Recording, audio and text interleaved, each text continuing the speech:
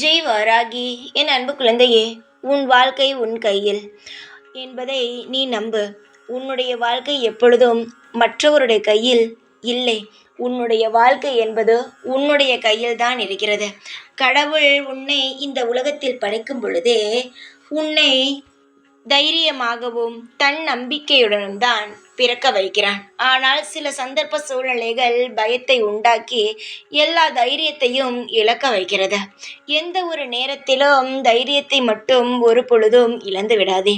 வாழ்க்கையில் மகிழ்ச்சி வரும் போகும், அதுபோல வாழ்க்கையில் துன்பம் வரும் போகும். எதுவுமே நிரந்தரம் அல்ல. நீதான் எல்லாமே நிரந்தரம் என்று நினைக்கிறாய். சந்தோஷங்களை மட்டும் ஏன் நிரந்தரம் என்று நினைக்க மறுக்கிறாய்? கஷ்டங்களை எல்லாம் நீ இது நிரந்தரமாகி விடுமோ என்று நினைக்கிறாய். ஆனால் சந்தோஷம் வந்தால் பயந்து பயந்து அமர்ந்து கொண்டே இருக்கிறாய். பயம் தேவையில்லை.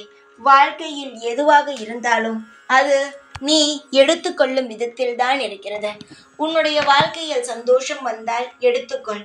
கவலை வந்தால் எந்த இடத்தில் இருந்து வந்ததோ கவலை, அந்த இடத்திலேயே தூக்கி போட்டு விட்டு அமைதியாக இரு.